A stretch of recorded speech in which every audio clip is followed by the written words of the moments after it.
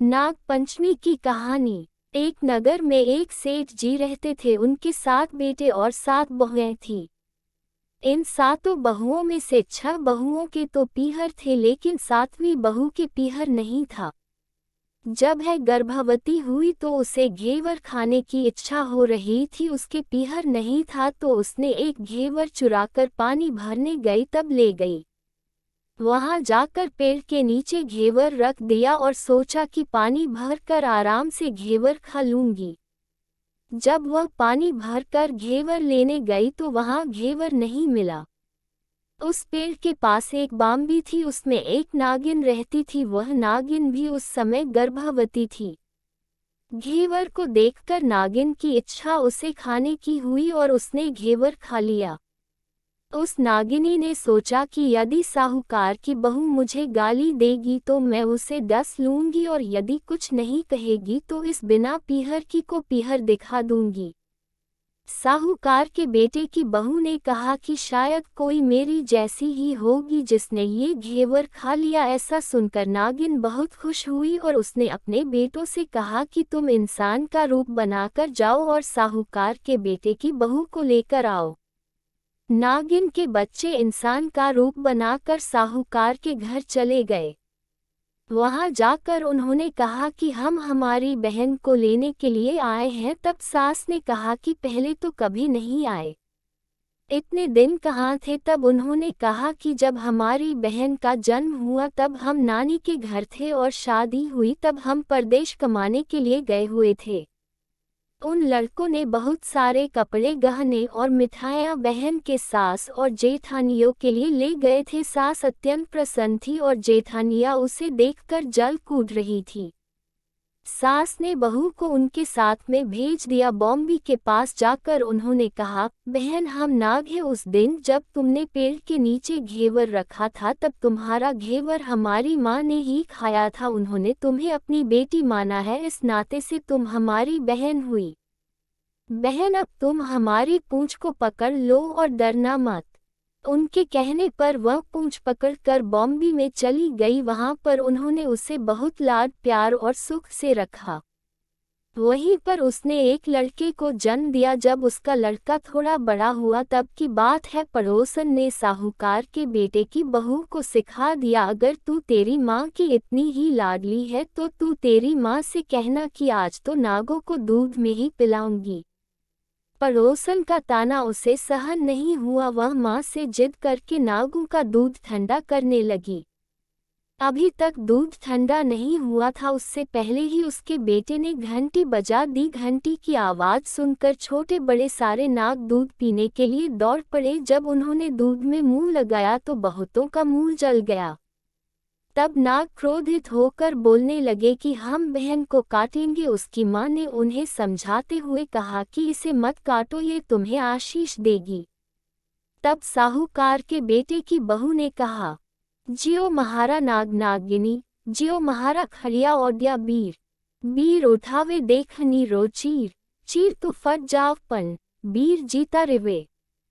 थोड़े दिन बीत जाने के बाद पड़ोसन ने फिर से ताना मारा कि यदि तेरी माँ तुझ पर विश्वास करती तो तुझे 7वें कोटे की चाबी देती।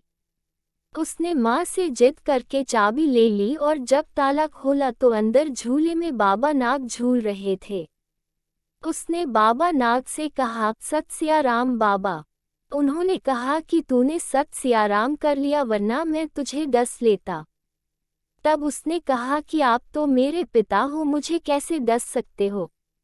और बोली, जियो नाग नागिनी, जियो वासुकी नाग। जी मेरो लाड लगाया 9 करोड़ को हार। नाग देवता ने उसको 9 करोड़ का हार दे दिया। माँ ने अपने बेटों से कहा, बाई तो अब बड़े घरों में हाथ डालने लगी है, उसे घर पहुंचा दो। नागू ने साहूकार के बेटे की बहू को बहुत से गहने कपड़े दिए और ससुराल पहुंचा दिया। थोड़े दिनों की बात है, उसका बच्चा झाड़ू तोड़ रहा था। ताई ने कहा, झाड़ू मत तोड़, इतना तोड़ने का शौक है तो तेरे नाना मामा के यहाँ से लाया होता। साकू ने सुन लिया। माँ से जाकर कहा। माँ ने कहा, 2 झाड़ू सोने की बनवाओ, 2 चांदी की बनवाओ और दे आओ। ताया देखकर जल गई, कहने लगी, इसके तो ताने मारने से धन बढ़ता है। कुछ दिनों के बाद की बात है, बच्चा गेहूं बिखेर रहा था। ताई ने ताना मारा, गेहूं बिखेरने का शौक है तो नाना मामा से ले आता, हमारे यहाँ तो मत बिखेर। सांपों ने सुन लिया, जाकर माँ से कहा। माँ ने कहा, 2 बोरी दाने सोने के घड़ाओ, 2 बोरी दाने चांदी के घड़ाओ और दे आओ। ताया और जल गई, कहने लगी, इसे ताने मत मारो, इसका धन बढ़ता है। छोटी जेठानी लकड़ी लेने गई, वहां सांप था। उसने सोचा सबसे छोटी को भेजना चाहिए, सांप उसे खा जाएगा तो मुसीबत मिट जाएगी। छोटी बहू लकड़ी लेने गई तो वहां सांप बैठा था। बोली, भैया राम राम। सांप ने झट से बिछुए दे दिए, पहनकर छम छम करती चली आई। जेठानियां देखकर जल गईं। 2-4 दिन बाद पान की गड्डियों में एक सांप देखा तो बड़ी जेठानी ने सबसे छोटी को पान लेने भेजा। उसने सोचा आज अवश्य सांप काट लेगा। सांप को देखकर छोटी बोली, भैया घर के क्या हाल चाल हैं? घर में सब ठीक तो हैं? सबको मेरा राम राम कहना। सांप ने मुंदरी पहना दी। जेठानियां फिर जल कुड़ गईं। उसका पति दुकान से आया, तब सिखा दिया कि तेरी बहू के तो सांप बिच्छू से दोस्ती है।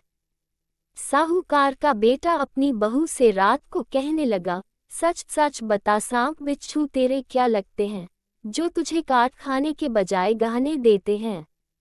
बहू ने कहा, वो तो मेरे भाई भतीजे लगते हैं। फिर उसने सारी बात अपने पति को बताई। पति ने कहा, तो क्या तेरे भाई भतीजे तुम्हें ही बुलाते हैं? कभी अपने जमवाई को यानी हमें तो बुलाते नहीं हैं। आने कोने में छुपे सांपों ने बात सुन ली तो जाकर अपनी माँ से कहा। माँ ने कहा, दोनों को बुला लाओ। वे इंसान का रूप बनाकर दोनों को व बच्चे को बुला लाए। खूब कपड़े गहने देकर तीनों को विदा किया। ऐसा समर्थ पीहर नाग पंचमी की कहानी कहने वाले को, नाग पंचमी की कहानी सुनने वाले सबको मिले। जैसी अनपीहरी वो पहले रही थी, किसी को भी न रखें। ये थी नाग पंचमी की कहानी। हम आशा करते हैं कि आपको नाग पंचमी की कहानी, नाग पंचमी व्रत कथा पसंद आई होगी। धन्यवाद। तो प्लीज़ दोस्तों, आपको ये जानकारी कैसी लगी कमेंट करके अवश्य बताएं और लाइक करें, दोस्तों के साथ शेयर करें और चैनल पर पहली बार आए हो तो सब्सक्राइब करें। धन्यवाद।